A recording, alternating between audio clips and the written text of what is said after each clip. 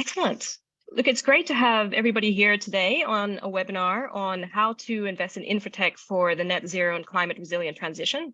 I'm Monica Bennett, and I am the Director of Thought Leadership at the Global Infrastructure Hub, and it's a pleasure to be joined by an excellent panel of speakers today.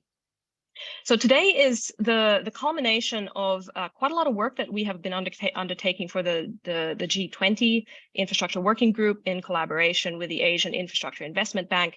And a lot of this work had commenced in 2020 under the Saudi Arabian presidency, where the InfraTech agenda was developed. And that was the commencement of the InfraTech agenda at the G20. And last year, we had developed in collaboration with the AIIB a G20 blueprint for scaling up the financing and development of InfraTech. And really the purpose of this blueprint was to really help drive forward investment into InfraTech to help achieve our transition goals towards net zero and towards climate resilience. Today, we're going to be hearing from a number of different case studies to inform everybody that is participating in this call on some effective approaches and how we might be able to scale up investment into InfraTech and to demonstrate some successful case studies. We are absolutely delighted to be partnering with the AIIB in the delivery of this blueprint and, of course, in the delivery of today's event as well. And I would now then like to introduce Sir Danny Alexander, who will be providing a keynote for us at today's event. Sir Danny is AIIB's Vice President for Policy and Strategy, and he's responsible for driving the AIIB's direction strategically, including its sectoral and country priorities, its investment strategy, and programming and operating budget. Before joining the AIIB, Sir Danny was the Chief Secretary to the Treasury of the United Kingdom and was one of the leaders of the UK's coalition government between 2010 and 2015. He holds a BA in Philosophy, Politics and Economics from the University of Oxford and is an honorary fellow of St. Anne's College of Oxford. And without further ado, I would like to hand over to Sir Danny. Thank you very much indeed, Monica, and thanks everyone for joining. And it's wonderful to have such a great array of panelists and speakers for this event. On investing in InfraTech for the net zero and climate resilient transition, and particularly delighted to join our friends and partners at the Global Infrastructure Hub on this important agenda item, which, as Monica rightly said, we've been working very closely on together in the G20 context, and especially the G20 InfraTech blueprint and compendium of case studies prepared under the Indonesian presidency last year. I think really add a lot of value in this space. Although infrastructure has been lagging behind in the adoption of new technologies, or has been thought to be, actually more recently this has started to change. And according to a recent survey by Infrastructure Investor, technology is now the second most important trend, mega trend, as they say, as rated by investors. Climate change is perhaps the most important megatrend. It's critically important. It's causing serious impact to critical infrastructure, and very large-scale investment is needed to make infrastructure more resilient to the shocks of climate change.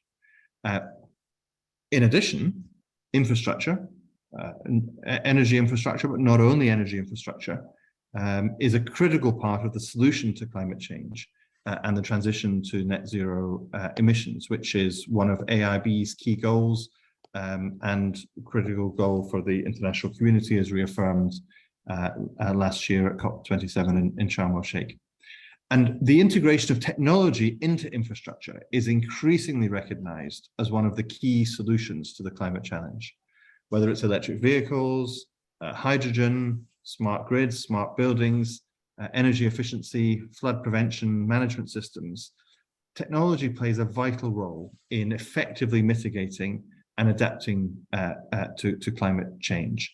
And so I think we would say that existing technologies, such as solar and wind power generation, are a critically important component, but by themselves cannot provide the entire solution to the climate challenge in all of its diversity and scale. And so while funding these technologies for net zero is drawing an increasing focus from investors, especially technologies focused on climate adaptation and resilience, continue to lag behind. And that's an area where AIB has been investing. Securing both climate impact and commercial returns in new technologies remains difficult.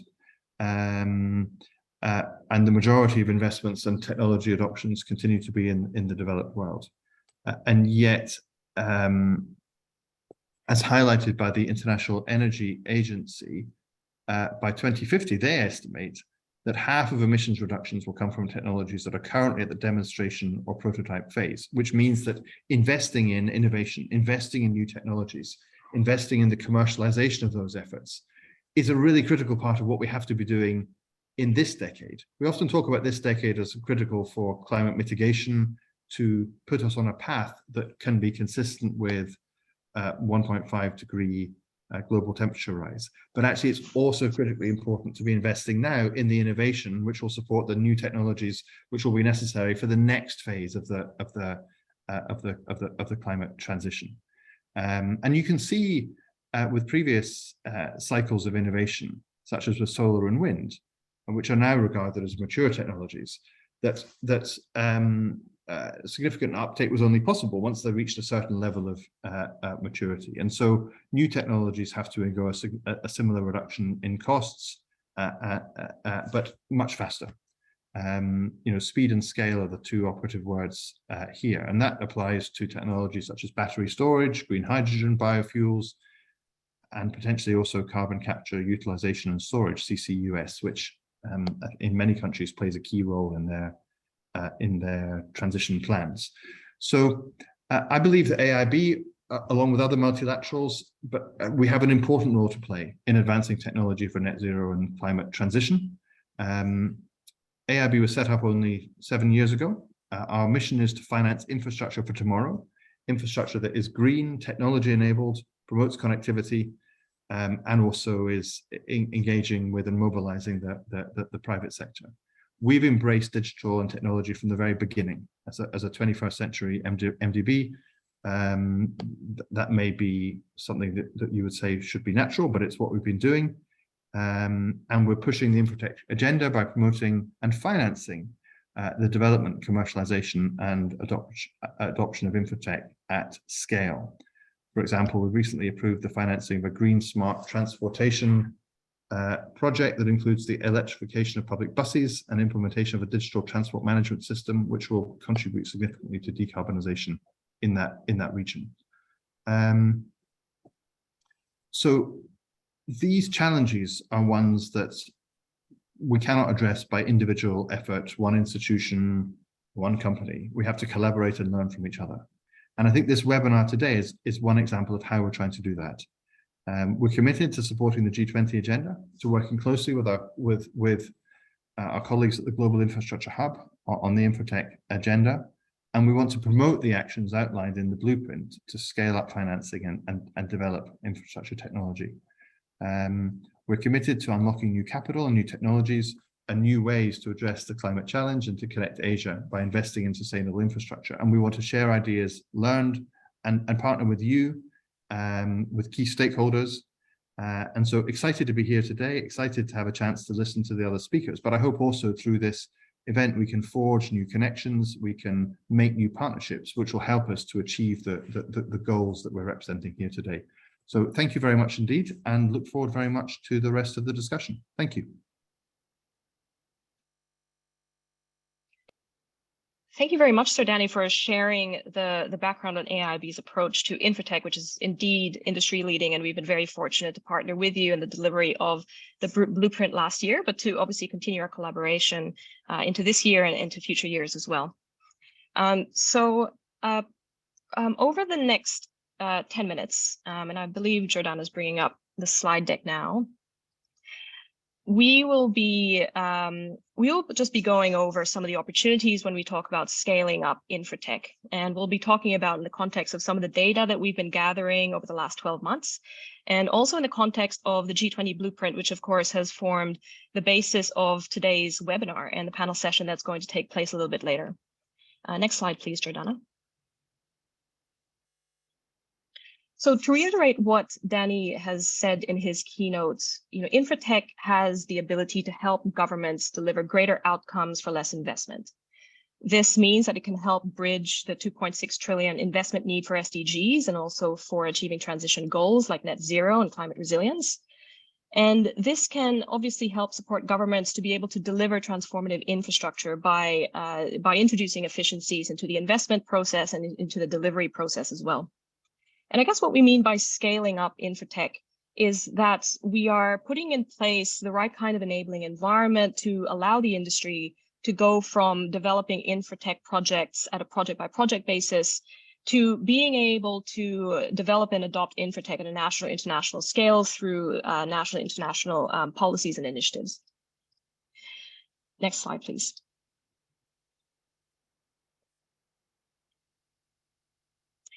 So InfraTech definitely has a compelling case at the G20.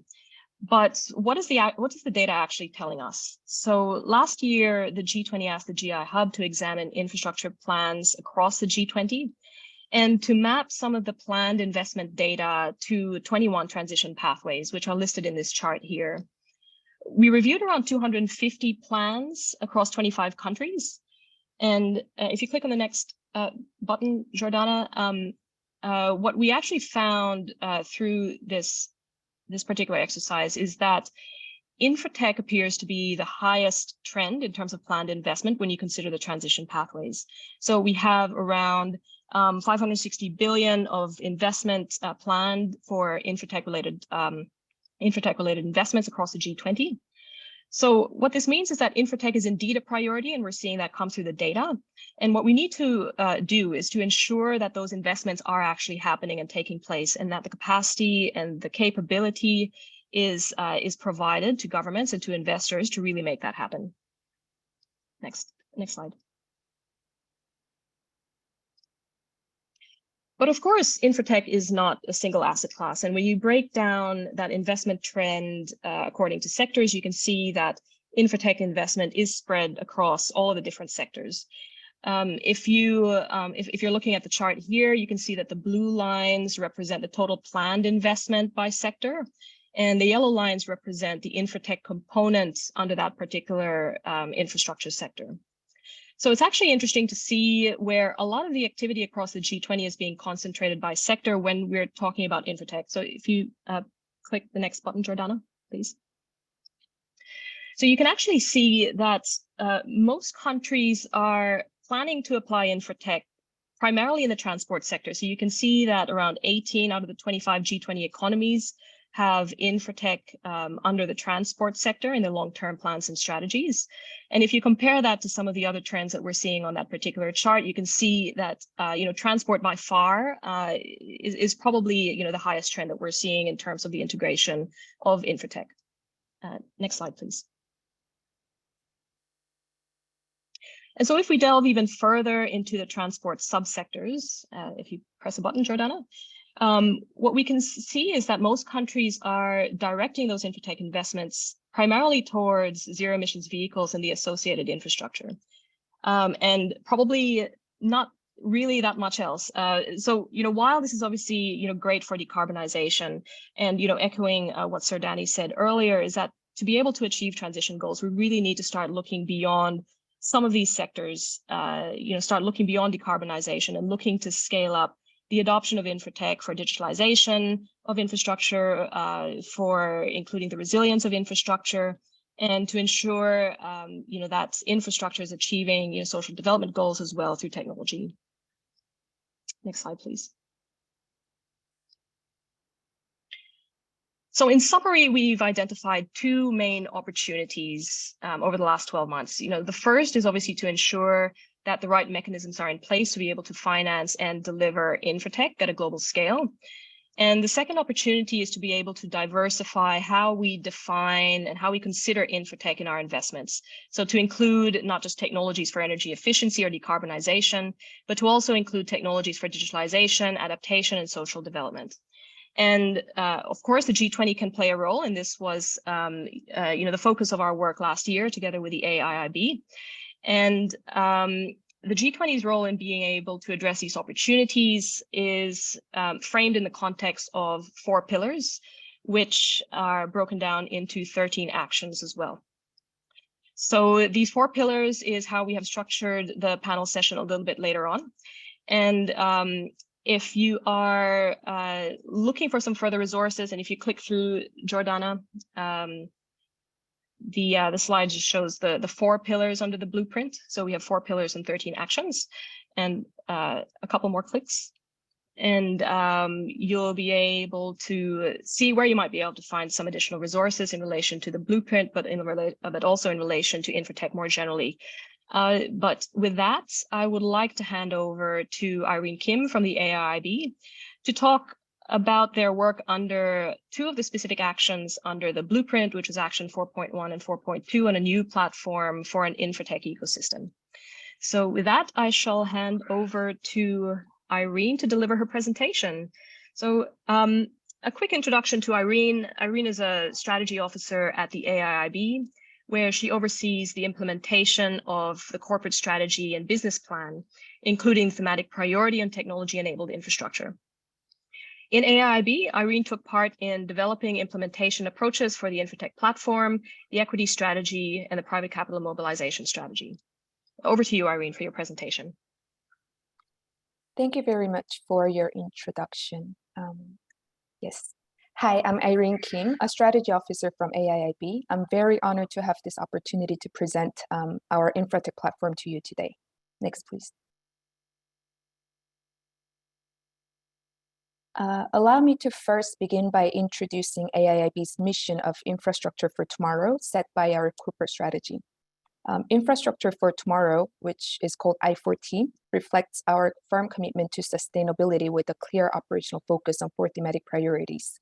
In our mind, sustainable infrastructure means 3 things: environmentally sustainable infrastructure, which addresses ecological impacts like water and air quality, biodiversity, pollutions, and climate change; financially and economically sustainable infrastructure, meaning projects with sound returns on investment that raise economic growth and increase productivity; and third, socially sustainable and inclusive infrastructure, which gives inclusive access, particularly to citizens excluded from access to infrastructure services. Next, please.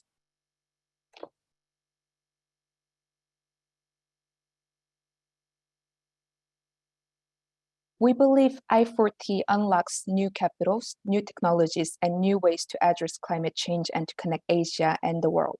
And that's why we have a clear operational focus on 4 thematic priorities set in here: green infrastructure, connectivity and regional cooperations, technology-enabled infrastructure, and private capital mobilization. 2 thematic priorities more closely linked to today's topic are green infrastructure and technology-enabled infrastructure. Green infrastructure captures our commitment for net zero and climate resilience transition. Technology-enabled infrastructure highlights our operational focus to support projects where applications of technology delivers better value, quality, productivity, etc. Next, please. So what should be done to realize the vision of I4T? As represented by the tech-enabled infrastructure thematic priority, we believe facilitating technology development and adoptions to technology is a key component of I4T. Next, please. We believe that through technology, infrastructure can become more resilient and have less impact to climate changes. The gains from incorporating climate resilient designs or adopting technologies to, for example, reducing emissions and energy uses in infrastructure projects outweighs the cost. Also, net zero transition cannot be achieved by existing technology such as solar and wind power generation alone. We need to keep investing into developments and commercializations of more net zero technologies. However, investment in projects to promote adoptions of technology and in technology development itself is not enough. Facilitation, which involves the two-way collaborations and communication between the tech developers and the financiers of infrastructure project is also needed. Therefore, InfraTech ecosystem is needed to connect and convene different stakeholders within the InfraTech space. Next.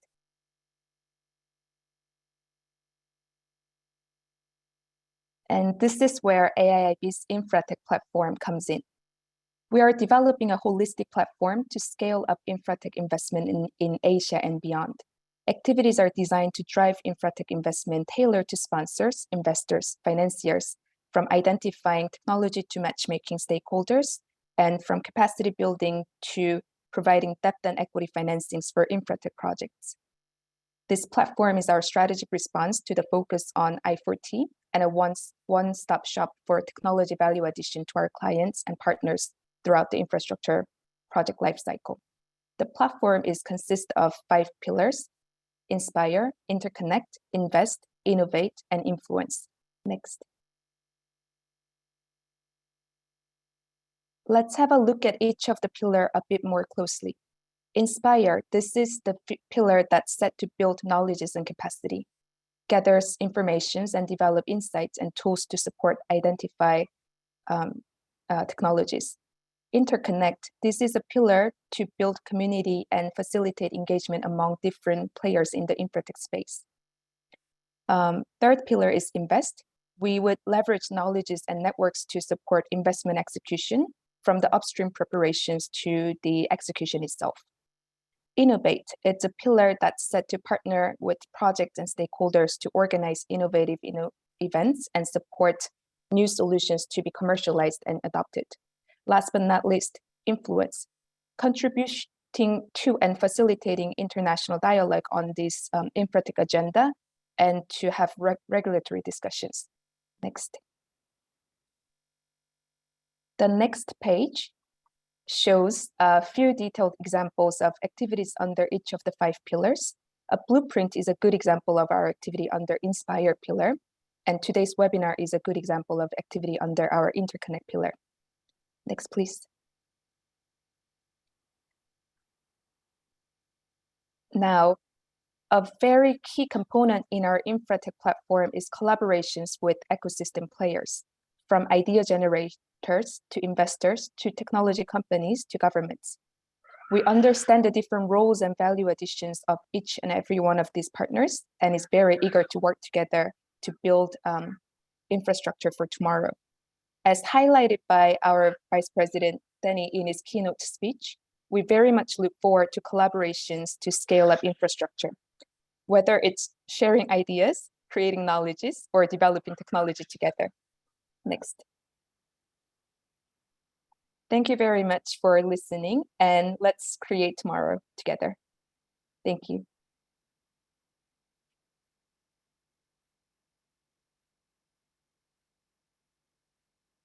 Thank you very much, Irene, for that presentation and for giving us an overview of the InfraTech platform, which incorporates quite a number of key elements that present challenges for SMEs and investors alike. So for anyone that wants to ask any questions, and I can see some questions already coming through in the chat, please feel free to send them through. But we actually had a really great first question that I thought was probably worthwhile maybe touching on before we jump into the panel session, which is, what do we mean by InfraTech? So the term InfraTech is a relatively new term, and there isn't a common definition for what comprises InfraTech. And so what we have decided to do, for purposes of the work that we did for the G20 last year, was to define it from an outcomes-focused perspective. So to consider InfraTech as any material or machine application to infrastructure that helps to achieve transformative outcomes in line with transition goals. So if we are looking to achieve, transition goals of 30% decarbonization, or to increase the resilience of community to certain disasters or certain shocks, and if those outcomes cannot be achieved by business as usual, we can apply technological innovation or a technological solution that can help to achieve those particular outcomes. So we are keeping it quite broad in terms of what technology is, but it does include both digital and physical technologies across the infrastructure life cycle. But we have a few examples here on this webinar today of a couple of InfraTech solutions. But also, if you are interested in learning more about other kinds of use cases for InfraTech, we have quite an extensive library on our website on InfraTech use cases. So with that, I will now introduce the panel, and I am very pleased to be joined by a panel of 4 amazing experts in infrastructure and in InfraTech. And if I can ask the panel to turn on their videos so that everyone can see them, that would be fantastic. Excellent. Okay, so the first panel member that I would like to introduce to you today is Tala Aboushakir. Tala is a sustainability expert in the Ministry of Energy and Infrastructure in the government of the United Arab Emirates. So Tala is lending her experience to government in developing sustainability strategies and net zero policies for public and private sectors. Our next panel member is Aravind Jayaraman. Aravind, are you with us? I know that you were having some trouble earlier. You're on mute, Aravind. Aravind is a director. Great to have you with us. Aravind is the director of product experience at FutureGrid, a technology company digitalizing power networks. He has over 20 years of experience across industry verticals, including software product management, design, education, and customer experience. Our third panel member is Shihao Zeidemans. Shihao is a strategy officer at the AIIB, where he oversees implementation of the strategy for the bank's digital infrastructure sector, as well as his InfraTech agenda. Shihao previously worked in technology strategy consulting, where he developed and implemented digital and technology strategies for senior management of some of the world's largest organizations. Our fourth panelist is Nicholas Miravalls.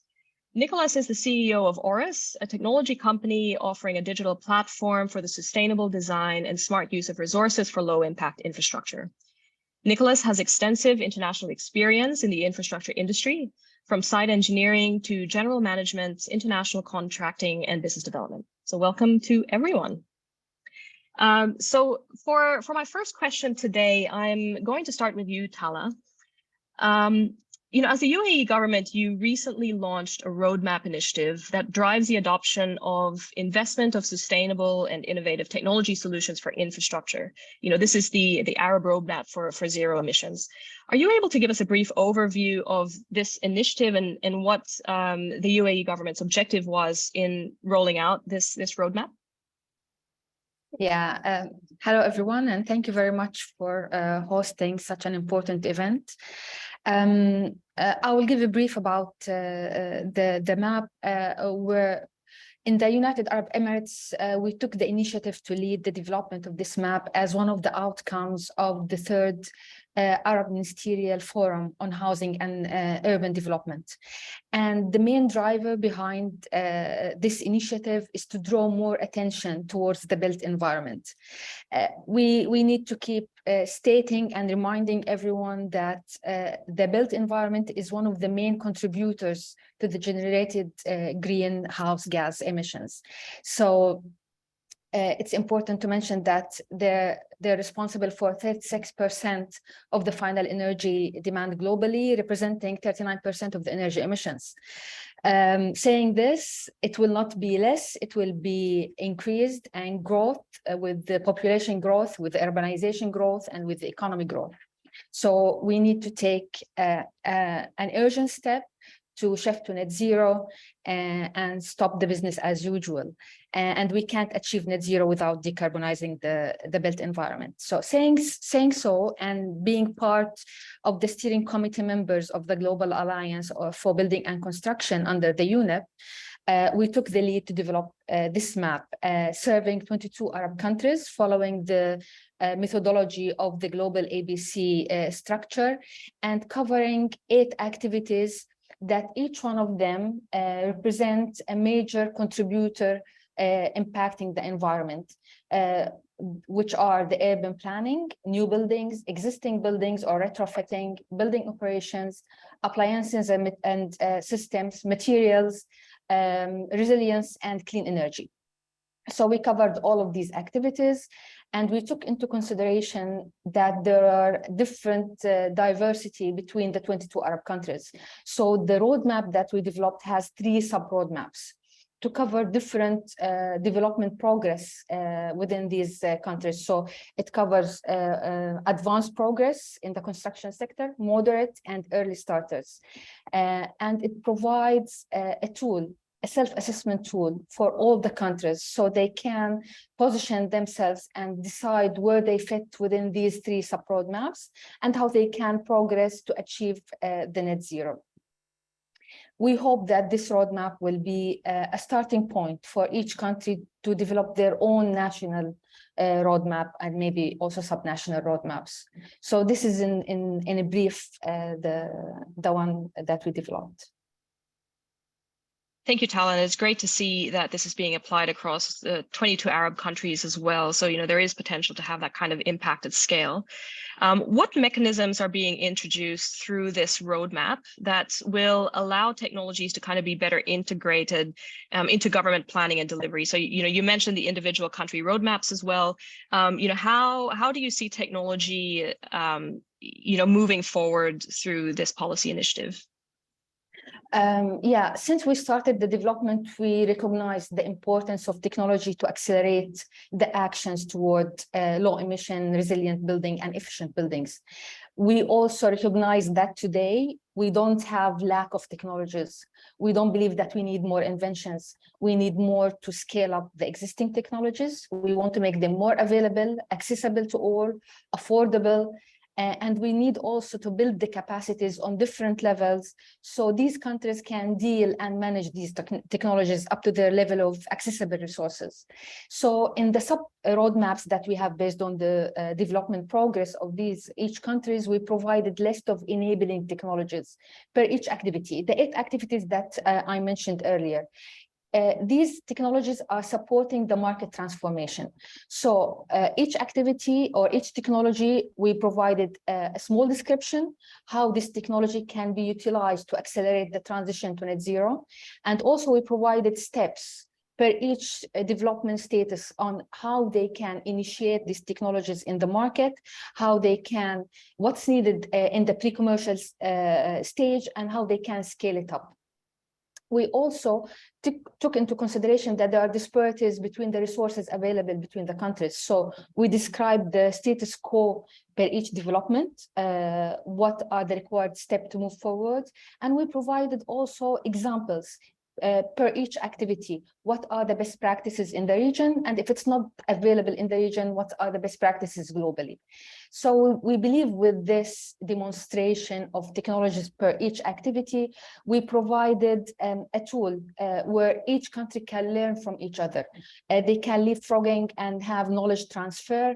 And it provides also policymakers with enough information on what are the gaps, where they need to improve and develop policies, regulations that can support the scaling up and the utilization of these technologies.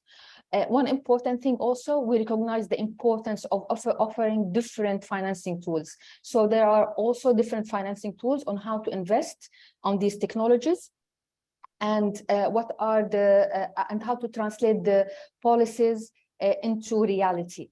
I don't want to take too much time, but I want to focus on the importance of financing the R&D sector, because regardless of what tools and technologies we're providing, it can't fit all with the same status. It's not an answer for everyone. Each country has to look on their own challenges, on their own needs, and customize these technologies to support their transition from the status they are in. So this is how we looked into, or how we translated the technologies tools in our sub roadmaps. Excellent. And I think the provision of that kind of guidance and those tools, to support governments in being able to drive forward technologies, I think is incredibly useful, and allows everyone to be operating on the same sort of baseline of knowledge as well, which I think is fantastic. So thank you for sharing that. Our next speaker, I'm going to move over to Nicholas Miravalls from Oris, and this probably also addresses one of the questions that we've got coming in the chat about an example of technologies in the transport sector. So as I mentioned before, Nicholas has a technology that is looking at enabling roads to be designed and constructed in a more sustainable way by being able to integrate circular economy principles. So ORIS has been quite successful in developing this technology from concept through to commercialization through strategic partnerships, including the partnership with Holcim. So Nicholas, I'm hoping that you can share with everyone the story of how the ORIS technology came to life as a spin-off from Holcim, and how you were able to leverage this strategic partnership with Holcim to really develop and scale this technology. Hi Monica, hi everyone. Yes, thanks for the question, and thanks for welcoming us here. So ORIS stands at the crossroad of three expertises. That's important to understand. So it's about the infrastructure engineering, the construction material knowledge, and the advanced technologies, such as the data science or artificial intelligence. So it definitely qualifies as InfraTech. So through our field experiences, we realized that the inefficiency and the lack of data was really a wall to build more sustainably and more resilient, and to build with less impact. For example, the construction materials are consumed in linear infrastructure for 30 to 40% of them. So linear infrastructure is really a massive consumer of those, and those materials impact a lot the construction. 60% of the cost or 80+% of the carbon will depend on materials. And our solution is using digitization to connect the data, to collect first and to connect those data on materials knowledge. And this is in real life project, in real environment, and it also connects all the relevant climate data, traffic data, or other information, as they are all interconnected. And this is to make smarter use of natural resources, lower impact or better behaviors in the infrastructure projects. So connecting all that and making all that interoperating, we can reduce cost of the project, we can reduce carbon footprints of the project. The maintenance needs going further can be also controlled or reduced. The use of natural resources and the circularity can be improved. And we have added recently two features about the road safety with a collaboration with IRAP, and the impact of climate change is also there, so that we can have all into one deck to anticipate and to control the impact. So to your questions about partnerships, this is really critical to us. We have those partnerships, and including the one with Holcim, because we have been incubated and started through an innovation department within the world leader in materials. So since then, in 2021, we decided that we had to spin off and to create an independent and neutral entity. And this was really important for our customers to ensure unbiased results and have our own construction and InfraTech trajectory, because there are so many specifics in these InfraTech trajectories. So of course, Holcim was and is one of our partner, an important one, but it's not the only one. We have also worked with IBM as from the start as a technology partner, and along with AWS, for example. And we have also other major names in the infrastructure and engineering side, such as AECOM, for example. On the software addition side, we are working with Autodesk, and all of them, it's about their sustainability program. And that's really important. I'd like to say that our customers also are part of the ecosystem. They are all our partners. Otherwise, we cannot change the current paradigm to design and construction and construct the roads. So having all those partners on board, as this ecosystem is the only guarantee to reach the purpose of building more sustainable roads. Fantastic. And I presume that that gave you a very good feedback loop as well to further develop your technology. So you also mentioned, when we spoke recently that, you recently developed several pilots in the Asian region collaboration with the Asian Development Bank. I'm wondering if you can share with us the financing mechanism that allowed you to deliver that project, that allowed that project to be implemented, and the impact that this has had in your commercialization journey, especially, in the way that you're able to now approach emerging markets in Asia. Sure. So our first project with the Asian Development Bank started in 2021, and it was financed with what they call a sandbox program, which is a technology department initiative supporting innovative digital solutions. So the idea of the program is to test in real scale those solutions. And it had a major impact for us because we were able to fully implement our approach on the big project and with all the dimensions of our platform. The funding mechanism was to give confidence for a trial, as it's really about innovation and trying new things. And it was also meant to see how and where and when to introduce digital and new technology in a very conventional practice, sometimes with silos also. And even more important, it has to stand at the very early stage of a project, which is even more unlikely to have digital and technology at this stage. So our first project was in Uzbekistan, and we performed an impact assessment for the 25-kilometer section of an highway. And I have to say the capacity and the power of digital proved this case again, because connecting all those data, so many data about, again, materials, environment, climate, resilience, projections, and whatever you name them. And this was giving a very strong support for a better decision-making at the beginning of the project. So that was also guiding the design stages going forward, and it was effective. So the objective was to lower the carbon footprint, of course, and to use less of natural resources, including water, and have a cost-effective, cost-efficient design, and of course have a resilient project to climate change. And on the safety side, it was also to integrate at early stage the reduction of fatalities or the improvement of the safety of the road. So all that early enough so that we can make the right decision at this stage. So we could have, using the platform, we could identify cost reduction, carbon footprint reduction, natural resources, and circular economy improvement. And all those things were just guiding the next step.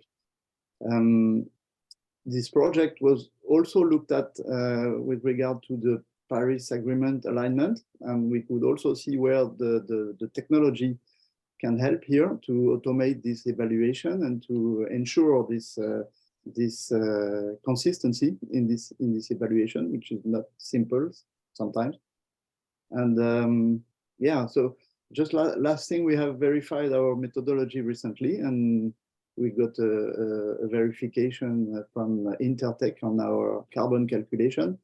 And this is really important because talking about technology and InfraTech, this is preparing the next step also in developing this technology in order to democratize the platform access and at some time allow every player in the value chain to have the tools and make the most informed decision on their own authority. Because if we want this technology to transform the sector, we definitely need to have more of this and more and easier access to this technology.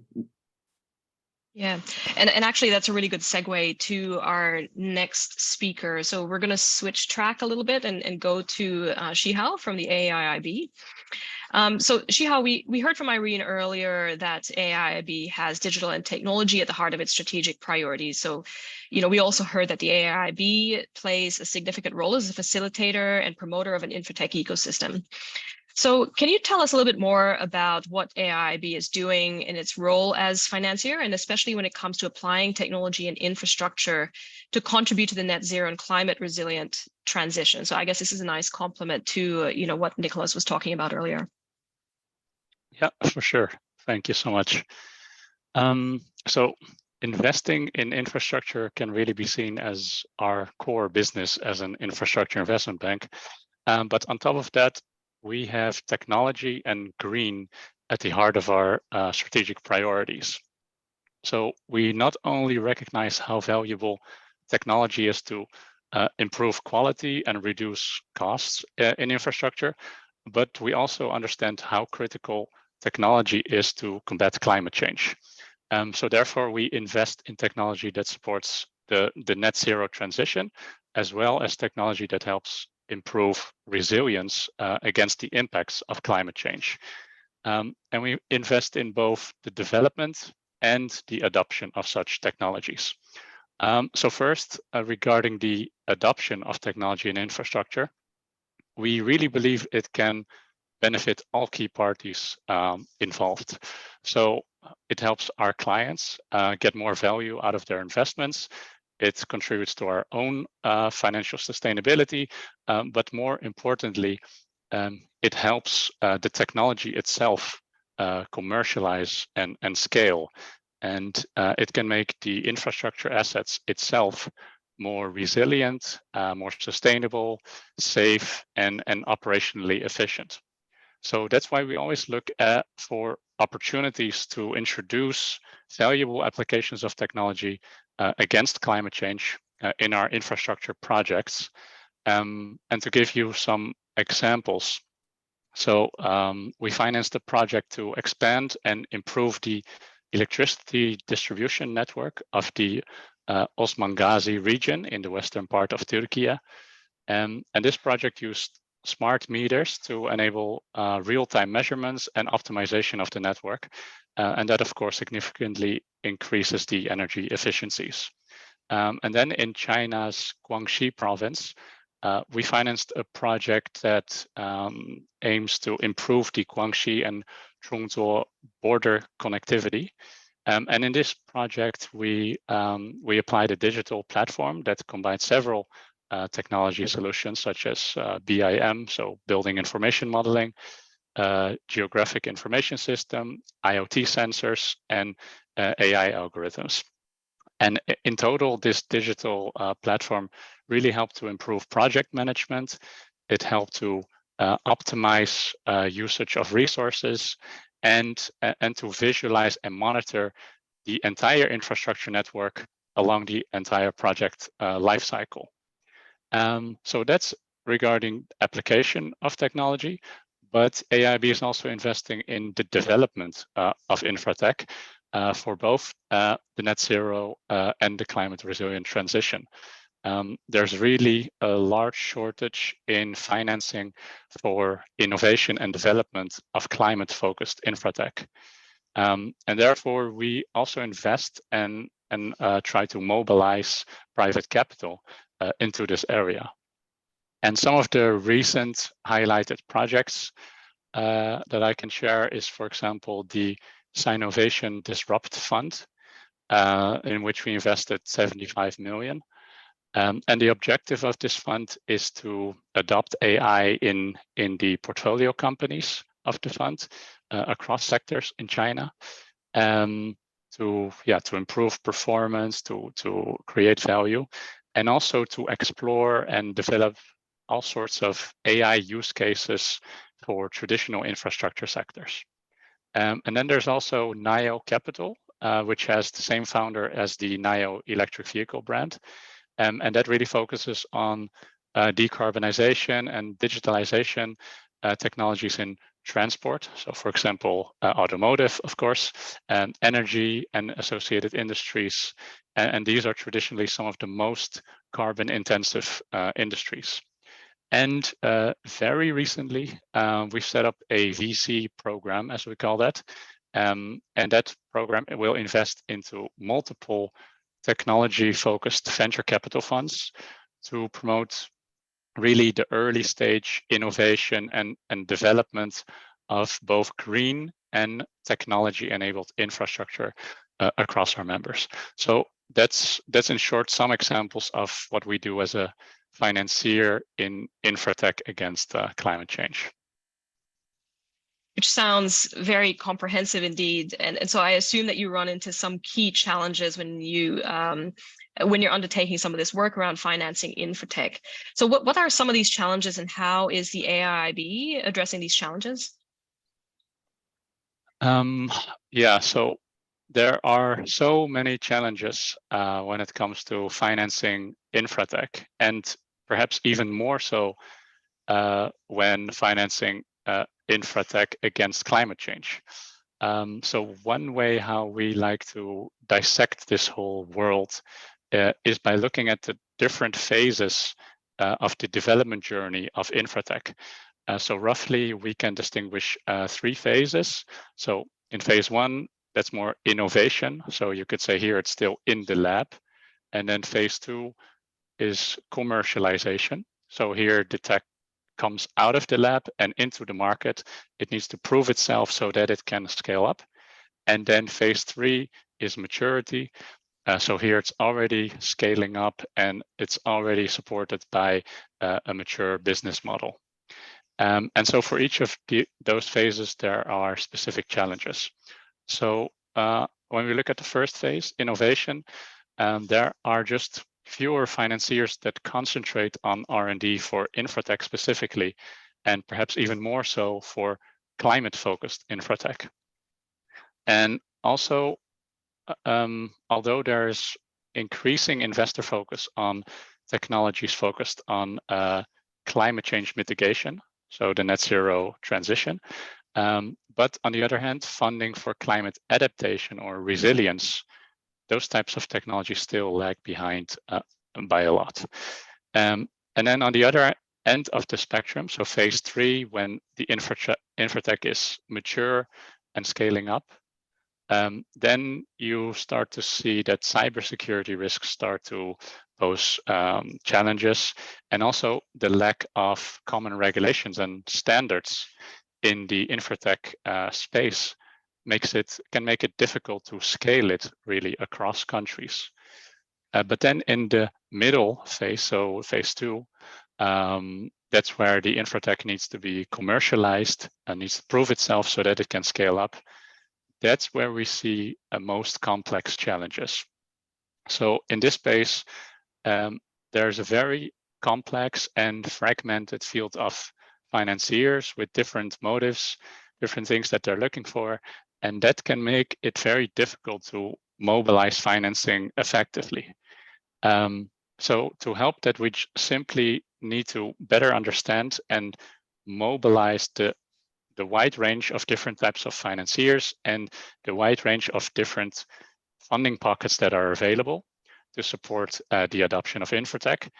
And then this also needs to be correctly matched based on the context of the project. So many different players, contexts that need to be just matched to each other. And then also in the case of these more newer promising technologies, there's also often simply a limited proof of the value, and also securing both climate impact and commercial returns. Doing that at the same time is also difficult. So this makes infrastructure clients reluctant to adopt these technologies. And what we can do here is to finance demonstration projects as an early adopter or an anchor to really help those tech providers build the exposure and the momentum that they need to get their first batch of clients. And we can help them also not only through funding, but by offering them market know-how and connecting the dots between our network or the network within a fund's portfolio of companies. And then lastly, perhaps more simply, there's just a huge lack of understanding and dialogue among all the relevant stakeholders in the InfraTech space. And that also causes challenges in adoption. And I think financiers can really use their convening power and their knowledge and their network to create an enabling environment to help InfraTech scale. For example, by fostering more dialogues among the key stakeholders in the InfraTech space and disseminating knowledge to really bridge that information gap and to increase awareness. And like my colleague Irene already explained, that's one of the important components that the AIB's InfraTech platform does. And we can also help mitigate clients' concerns to adopt InfraTech, for example, by using results-based business models in which the InfraTech provider pays upfront for all the costs to implement the technology, and then the infrastructure owner then only pays for the actual results. So for example, the energy savings or the renewable energy. So yeah, those are some of the challenges that we see in the space and approaches that we use to try to address them. Excellent. I mean, it's really interesting, the approach that you're taking, from the end-to-end process. There's actually quite a lot of questions for the AIB in the chat. So Shihao and Irene, feel free to respond to them on text. I think later we'll be able to get to a couple of those questions. But for now, we'll move over to Aravind from Future Grid. It's interesting, actually, Shihao, that you mentioned, the example of the power grids, the technology for power grids, because Aravind's company is actually a technology company that is, looking at digitalization of the electricity grid and using this as an important pathway towards decarbonization, especially when you're introducing renewables.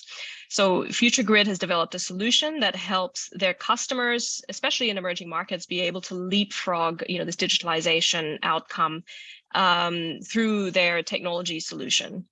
So it's a very interesting solution, Aravind. Can you give us an idea of who your customers are? So it's a rather niche product, I would say. But who are your customers, and what are the benefits that they would expect to see through the implementation of your technology? We are actually a data analytics software company who adapt technology to serve the electricity distribution companies across the globe. Now, we've been working with businesses across Australia, New Zealand, Asia, and North America. And some of the notable ones are Thailand, PEA, who is Provincial Electricity Authority from Thailand. Some from New Zealand include Powerco, Wellington, and Vector. From the US, we have Peninsula Light Company and Vermont Electric Corp, and a host of other businesses across Australia, which include AusNet, Ausgrid, United Energy, Western Power, and many more, actually. These are some of our customers, and no doubt all of them have been enjoying the benefits of our technology, both from security and from resilience standpoint.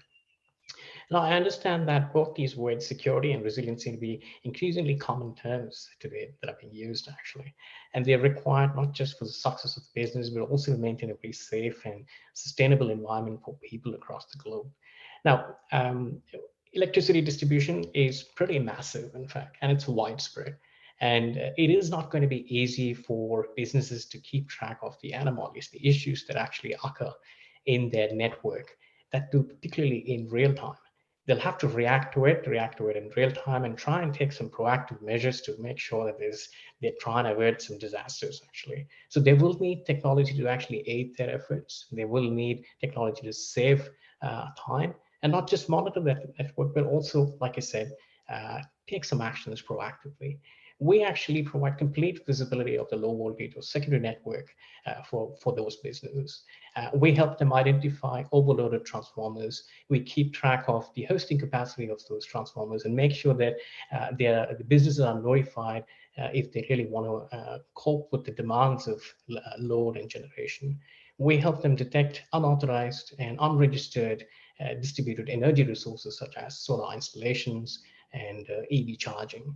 Now, all of these measures are very, very crucial for those businesses to actually have uninterrupted supply through their network, and also provide a very reliable service to their customers, and more importantly, be in a position to react to those network constraints, like I said, in real time, and not just anticipate and prepare, but also respond to those impacts on the network suitably and on time, actually. So that's who we are, and that's how we actually help businesses provide more reliable and very secure network. That's interesting. And, proving the business case for reliance and security is actually a difficult task because, how do you actually justify that you managed to receive a benefit from preventing an adverse event or proving that something didn't happen? So can you tell us how you put together a business case for your clients that has basically managed to convince them to invest in your technology? Certainly. Business cases are pretty much part of the nomad of business practices, actually. And sometimes business cases are confined to actually creating some path-dependent lock-ins, and they decide the fate of technology way too soon, in fact. Now, what we believe in is an approach that understands the customer's pain points and aligns with their vision, which means we actually ask, what are the problems you're trying to solve? What are you trying to achieve? Where do you actually want to be with your goals? And no doubt there are challenges that we face when we embark on projects with our customers. For example, customers don't have the data they need to have to get started with us, actually. Some of them don't have the best practices or specifications or guidelines to actually follow.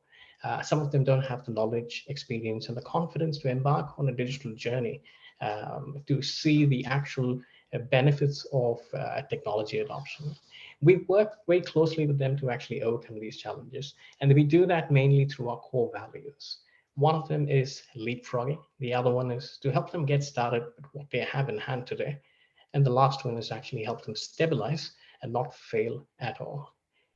Leapfrogging is not about taking shortcuts or cutting corners, actually. The leapfrogging is about leveraging on the knowledge that we have actually acquired over these years, working with businesses across the globe so that they can actually get a head start on their journey. So one example that I want to give here is PEA from Thailand, who is Provincial Electricity Authority. We've been working with them for over a year and a half now, actually. When they got started, they probably did not have all of the data formats that they needed to have. But at this point in time, we've actually given them best practices and specifications for something called power quality data. And they're working towards that to maximize the potential and the benefits of the technology adoption, actually. So that's one way they're able to actually leapfrog and get ahead in the race when it comes to adopting technology. The other core value that we actually follow when it comes to convincing our customers to invest in our technology is to get started on what you have today. As I said, you might not have all the data, but you might have the data that you use for billing your customers, which is your internal data. That is adequate for you to actually get started, see some progress, and actually sense that value from day one. And another classic example is PEA Thailand, who did the same thing. When they got started, they had just the data for billing their customers. They were a bit hesitant, but then when they got started and they were able to actually provide some historical data, and we were able to give them some insights and visualizations on how the patterns tend to be, they actually built confidence. They actually spent over a year, and now they've been confident enough to actually embark on other areas of development, actually. And last but not least is to help them actually stabilize. A lot of the customers try and evaluate a lot of technologies, which is fair enough. But what we encourage is to actually stabilize at some point in time with what best fits your environment, what integrates really well with your legacy applications and go with it, actually, which means they'll have to bring in all of their resources, people, knowledge, capital, and attract them towards one stable implementation and make sure they're all focused on the right technology and not really dispersed over competing technologies. That's only going to end up making them spend a lot of time and money, actually. So that's how we actually convince our customers to invest in our technology. And on record, as a matter of fact, the majority of the customers who've been on a pilot, 10 out of 10 actually have moved from pilot to production, which is unheard of, but quite a stunning performance, and the majority of the customers have gone through those core values and actually seen the true benefits of the technology we provide. Excellent. Thank you, Aravind, for sharing that. I think we have time for maybe just one more question, which I'm going to choose from the Slido poll. And actually, this is a great one for you, Shihao. InfraTech as an asset class is not like infrastructure in its risk return profiles. So does this present a major barrier to investment in InfraTech? Good question. So I think, yes, currently we see that that perhaps you can split it into actual risk and wrongly perceived risk, right? So there's a lot of concerns about adopting InfraTech and the additional risk that it brings, or potentially the perception of not bringing enough value in return of the cost that it brings. So many infrastructure players are perceiving InfraTech as just a cost item, while they don't really understand truly the value that it can bring. But in terms of the real risks, yes, there are risks that people need to be aware of, and that increasing focus needs to be put on. For example, cybersecurity risks. So once infrastructure becomes more connected to the internet, it also becomes exposed to, of course, cyber risks. And that's why cyber in infra is also one of the biggest rising trends, and it needs to become an asset class in itself. But yeah, I think it is presenting a barrier, but it needs to be overcome by having more clear value cases with clear numbers of what is the actual return that you can get from implementing this InfraTech in your infrastructure projects. And that's what we're trying to work on by connecting InfraTech players to InfraTech to infrastructure projects to create more of those clear, valuable cases.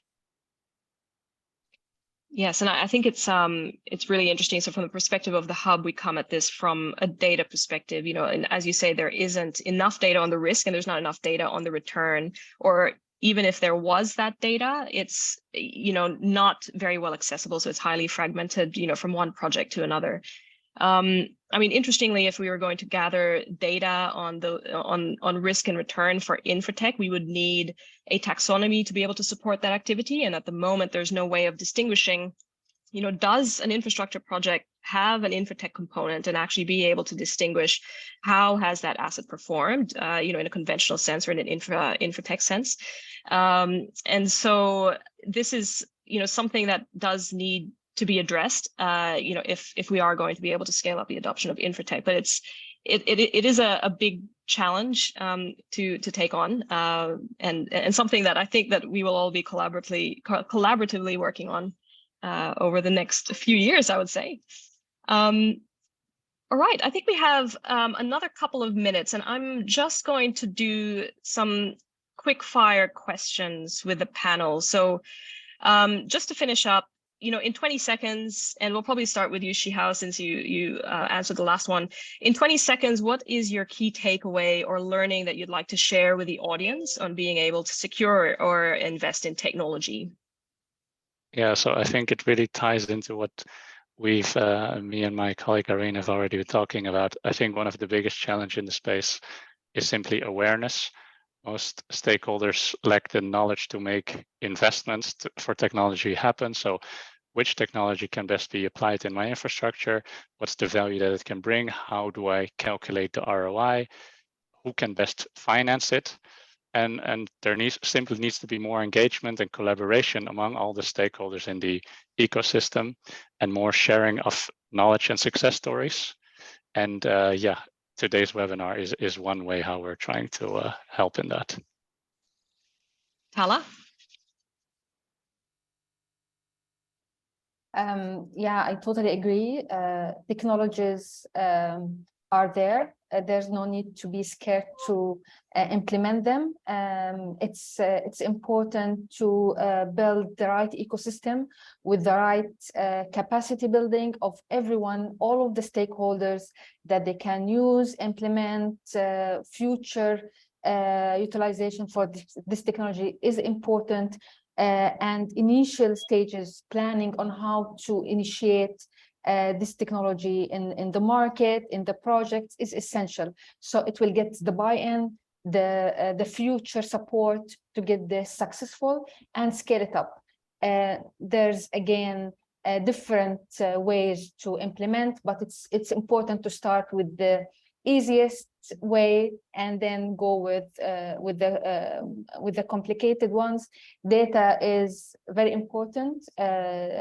It's important before we start talking about technologies to invest in collecting the right data, the quality data, so we can utilize the technologies in the right way. And Nicholas, what's your key takeaway? And you've got 10 seconds.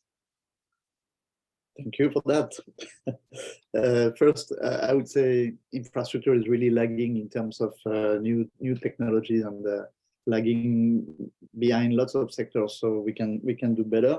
The benefits are immense. That's project by project. We can see the return on investment, even financially, is really important. And finally, we need to systematize our approach, and that's what the tech brings in. 10 seconds. Great. Aravind, you've got 5 seconds, but I'll give you 10. Oh, no problem. I think the most important takeaway is to actually get started and get started with what you have. The majority of the customers actually are hesitant because they think they don't have enough. So that's the key takeaway. Take a step forward and you'll see the progress.